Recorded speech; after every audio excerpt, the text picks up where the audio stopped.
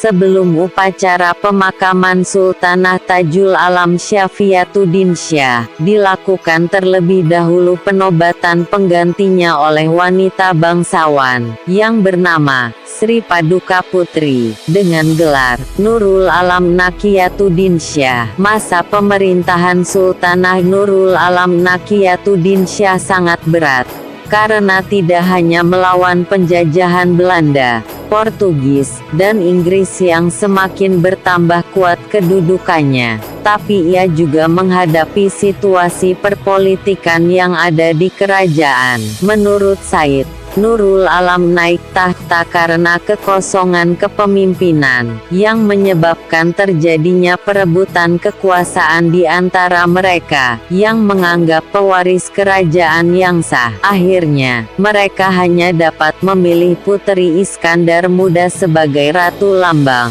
Berbeda dengan Hikayat Aceh, Putri Gumbak Meh yang mengatakan bahwa Sultan Iskandar Muda hanya mempunyai putri satu-satunya, yaitu Tajul Alam Syafiatuddinsyah. Kitab ini adalah karya sastra yang bernilai tinggi dari ulama di masa pemerintahan Sultanah Tajul Alam. Perbedaan semacam ini wajar, karena ketiga sultanah, kecuali Sultanah Tajul Alam, para ahli sejarah belum menemukan secara pasti keturunannya, dan masih diperdebatkan. Semasa pemerintahan Sultanah Nurul Alam Nakiyatuddinsyah, ia banyak menghadapi konflik yang ditimbulkan kelompok Wujudiyah. Kelompok ini mempengaruhi masyarakat Aceh, berkenaan dengan tidak sahnya perempuan menjadi kepala negara dalam hukum Islam. Kelompok Wujudiyah pada dasarnya adalah kelompok yang diperalat oleh golongan politik tertentu, yang ingin menguasai pemerintahan kerajaan Aceh Darussalam. Dalam menghadapi polemik kekuasaan yang dilakukan kelompok Wujudiyah, ia meningkatkan kedudukannya dalam pemerintahan Kesultanan Kerajaan Aceh Darussalam. Langkah yang diambil Sultanah Nurul Alam Nakiyatuddinsyah adalah dengan merubah pasal-pasal yang ada di sistem perundang-undangan, yaitu Mekuta Alam. Sultanah Nurul Alam Nakiyatuddinsyah melakukan suatu perubahan dalam sistem pemerintahan, dengan meminta petunjuk kepada Syekh Abrauf Syah Kula sebagai Kadli Malikul Adil, untuk membentuk Federasi Tiga Sagi, yang dikepalai Panglima Sagi, diantaranya Sagi 22 Mukim, Sagi 25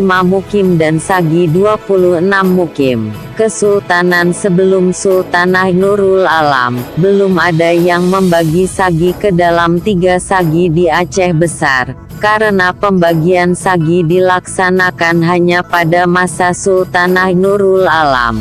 Pembentukan 3 Sagi di Aceh Besar merupakan contoh kemajuan pemerintahan, di mana terdapat beberapa mukim di bawah kekuasaan masing-masing Sagi. Pembentukan 3 Sagi diperuntukkan untuk menghadapi kelompok Wujudiyah, yang semakin terasa aksinya dalam menjatuhkan sultanah. Kedudukan ketiga Panglima Sagi dalam Kerajaan Aceh Darussalam sangat kuat. Mereka memberi keputusan dalam pengangkatan atau pemberhentian seorang sultan. Hal ini seperti yang tertera dalam Konun Mekuta Alam, yang sudah disempurnakan oleh Sultanah Nurul Alam Nakiyatuddinsyah. Usaha kelompok Wujudiyah dalam menjatuhkan kepemimpinan Sultanah Nurul Alam melalui hukum tidak berhasil, karena pembentukan Federasi Tiga Sagi yang pengaruhnya sangat kuat. Namun,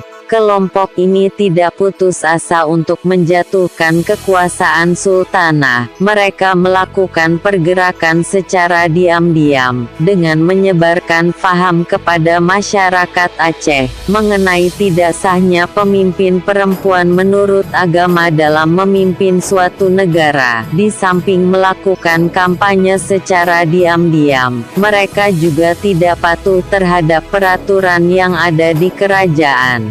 Kelompok ini sering melakukan sabotase dan pelanggaran tata tertib kerajaan. Setelah 1 tahun Sultanah Nurul Alam Nakyatuddin Syah memimpin kerajaan, mereka membakar ibu kota kerajaan, sehingga seluruh isi dari kerajaan seperti Masjid Baitur Rahman, Keraton Darut, pusaka-pusaka kerajaan habis dimakan api, dan sumber api tidak diketahui. Berita kebakaran Aceh tersebar sampai di Malaka, sehingga berita ini menggemparkan Malaka, dan dimuat dalam Tambok Kerajaan pada tahun 1677. Kebakaran yang menghanguskan kerajaan membuat Sultanah Nurul Alam banyak menghadapi kesulitan, khususnya internal kerajaan. Kebakaran ini melumpuhkan pemerintahan yang dijalankan Sultanah Nurul Alam. Ia mengalami kesulitan dalam membangun kotanya kembali. Dari hal ini membuka kesempatan bagi Ulebalang Aceh untuk mempertinggi martabatnya. Setelah 2 tahun, dan sehabis kebakaran hebat yang menerjang ibu kota kerajaan, pemerintahan yang dilakukan Sultanah Nurul Alam pemerintah semakin terpuruk. Pada hari Ahad, tanggal 1 Zulkaidah 1088 Hijrah, 1678 Masehi, Sultanah Nurul Alam Nakyatuddin Syah meninggal dunia di Banda Aceh.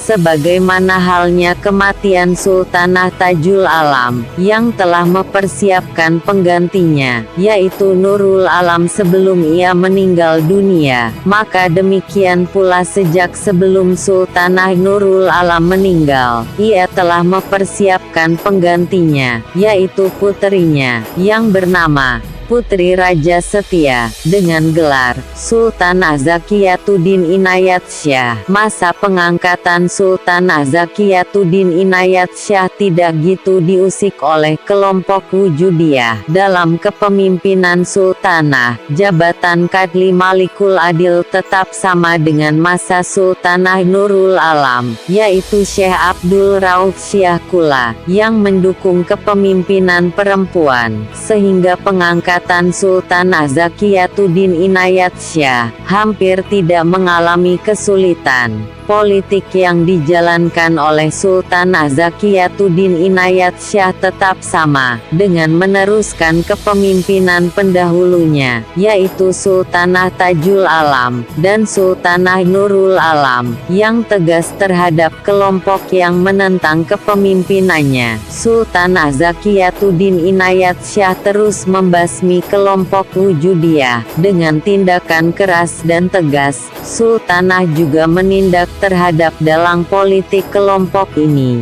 serta tidak memberi kesempatan untuk menyabotase pemerintahan. Pada saat Belanda menguasai Malaka, kedaulatan Aceh mulai terancam. Melihat sikap Belanda, Sultanah Zakiyatuddin Inayat Syah tidak memberi hati terhadap kepenguasaan Belanda. Sultanah menunjukkan kekuasaannya kepada VOC, dengan menarik kembali wilayah Bayang ke dalam kerajaan Aceh Darussalam. Di sisi lain, kekuatan dagang Belanda di Pulau Sumatera semakin kuat dan berkembang. Melihat kondisi Belanda yang sudah kuat, Sultanah Zakiyatuddin Inayat Syah berusaha dalam mematahkan perdagangan Belanda. Sultanah Zakiyatuddin Syah merangkul semua tetangga negara untuk membuat sebuah perjanjian untuk mengusir Belanda, dalam kepentingan dan keselamatan rakyat. Dalam hal ilmu pengetahuan, Sultanah Zakiyatuddin Inayat Syah bertindak cepat untuk memajukan ilmu pengetahuan. Sultanah terus memelihara dayah-dayah dan mendirikan dayah baru, sedangkan pusat pendidikan di Baitur Rahman dikembangkan terus, di bawah Syekh Abdul Rauf Syah Kula dan ulama-ulama lainnya.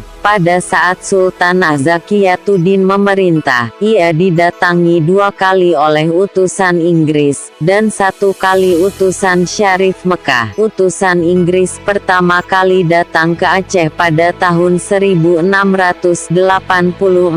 Mereka meminta izin kepada Sultanah untuk mendirikan kantor dagang dan benteng di Aceh. Mendengar permintaan Inggris, Sultanah Zakiyatuddin Inayat Syah menolak secara tegas, dengan mengatakan bahwa tidak akan mengizinkan mendirikan benteng. Karena Sultanah menilai dengan mendirikan benteng, Inggris nantinya akan membahayakan masyarakat Aceh. Mendengar pernyataan itu, Inggris merasa gagal untuk membuat benteng di Aceh, dan langsung bertolak ke Bengkulu. Pada tahun 1683, Sultanah Zakiyatuddin Inayat Syah menerima kedatangan utusan dari Mekah, yang dikirim langsung oleh Syarif Barakat. Sultanah sangat terbuka akan kedatangan utusan Syarif Barakat dengan membawa bingkisan. Melihat sikap mereka, Sultanah menyuruh para utusan untuk tetap tinggal di Aceh, sebab Sultanah ingin membalas bingkisan yang telah dibawakan. Setelah bingkisan yang disiapkan oleh Sultanah selesai, mereka kembali ke Mekah. Kemudian mereka menyampaikan kepada Syarif Barakat mengenai Sultanah Zakiyatuddin Inayat Syah yang teramat baik, dan pemerintahan Sultanah sangat sempurna. Menurut para utusan Mekah, rakyat Aceh hidup makmur, damai, patuh dan taat kepada pemerintahan Sultanah. Sebelum para utusan kembali ke Mekah, mereka meninggalkan Syarif Hashim Jamalulail untuk menindaklanjuti laporan yang diberikan oleh kelompok Wujudiyah. Utusan itu disuruh singgah terlebih dahulu ke India untuk menemui Sultan Mughal untuk menanyakan kondisi kerajaan Aceh Darussalam. Karena kerajaan Aceh Darussalam dengan kerajaan Mughal terbilang sangat akrab. Ketika mereka menghadap Sultanah, semua pembantunya yang terdiri dari kaum perempuan, duduk di balik tabir kain sutera. Sultanah berbicara dengan bahasa Arab yang fasih, dengan menggunakan bahasa diplomatis. Selama rombongan mereka berada di kerajaan Aceh Darussalam, mereka melihat ada pembesar kerajaan yang anti dengan kepemimpinan perempuan. Pada tanggal 3 Oktober 1688, Sultanah Zakiyatuddin Inayat Syah meninggal dunia. Sultanah telah memerintah selama kurang lebih 10 tahun. Dengan suka duka yang dialami Sultanah, selama ia memerintah telah banyak mempertahankan sisa-sisa kedaulatan Aceh. Bahkan ia mampu meningkatkan kembali beberapa hal. Kematian Sultanah Zakiyatuddin Inayat Syah telah menimbulkan kegoncangan politik yang hebat di kalangan rakyat di seluruh wilayah kerajaan. Bagi rakyat Aceh, kepemimpinan Sultanah Zakiyatuddin Inayat Syah menimbulkan harapan baru.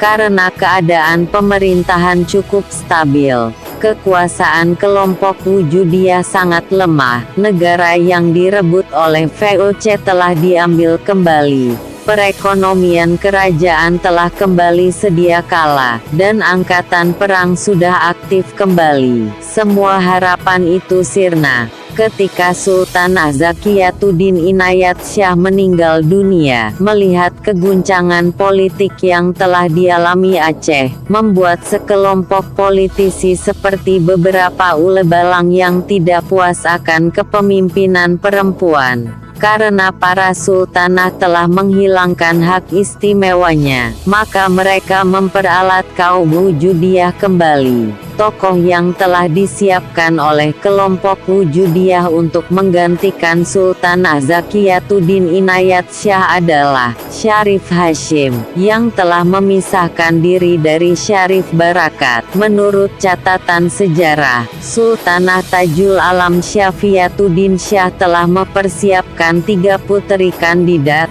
yang akan meneruskan kepemimpinannya, yaitu Nurul Alam Nakyatuddin Syah, Zakiyatuddin Inayat Syah dan Keumalat Syah, dalam polemik kekuasaan yang tidak terelakkan lagi, antara kelompok pendukung seperti golongan Tiga Sagi, dan kelompok yang lagi menginginkan kepemimpinan perempuan, seperti para menteri kerajaan. Golongan Tiga Sagi memenangkan perseteruan yang terjadi, karena posisi Tiga Sagi dalam kerajaan sangat kuat. Selain peran Tiga Sagi yang memenangkan keguncangan politik yang terjadi, ada peran dari Kadli Malikul Adil, yaitu Syekh Abdul Rauf Syah Kula, yang menenangkan gejolak perebutan kekuasaan. Maka diangkatlah seorang puteri bangsawan, yang bergelar Sultanah Keumalat Syah. Dalam masa pemerintahan Sultanah Keumalat Syah,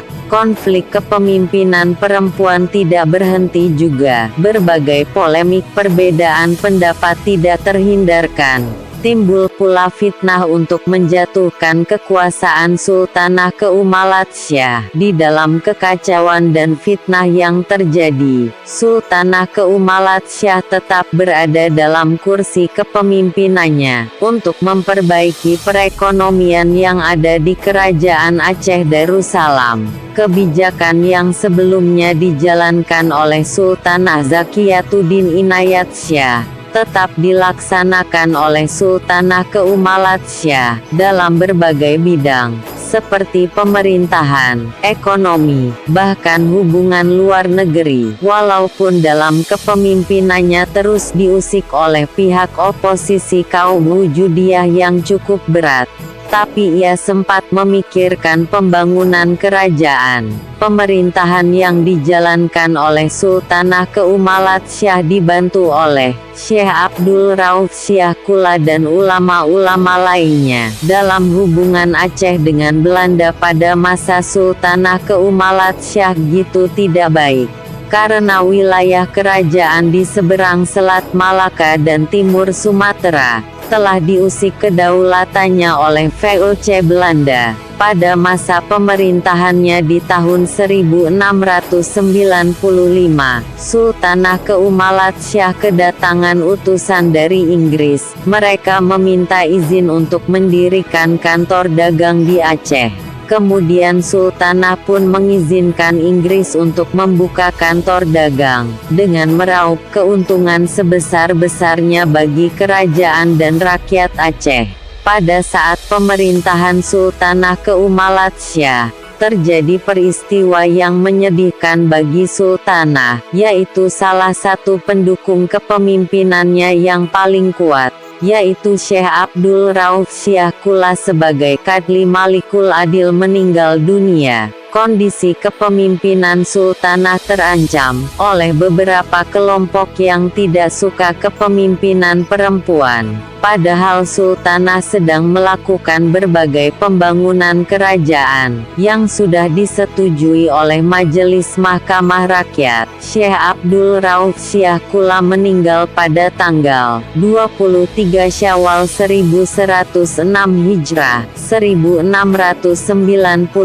Masehi di usia 100 tahun. Ketika Syekh Abdul Rauf Syah Kula meninggal dunia, kondisi pemerintahan Sultanah memanas kembali. Posisi Kadli Malikul Adil yang baru tidak cukup kuat untuk menghadapi oposisi yang dilakukan kelompok Wujudiyah. Mereka terus mengatakan akan tidak sahnya perempuan menjadi raja. Bahkan Kadli Malikul Adil yang baru turut mendukung pihak oposisi. Kadli Malikul Adil yang baru berencana menemui Mufti Besar Mekah untuk meminta fatwa mengenai kepemimpinan perempuan menjadi kepala negara. Kadli Malikul Adil pun berangkat ke Mekah, dan setelah kembali ke Aceh, ia membawa fatwa dari Mufti Besar Mekah, yang mengatakan bahwa tidak sahnya perempuan untuk menjadi pemimpin negara. Menurut Ilyas dan Yunus Jamil,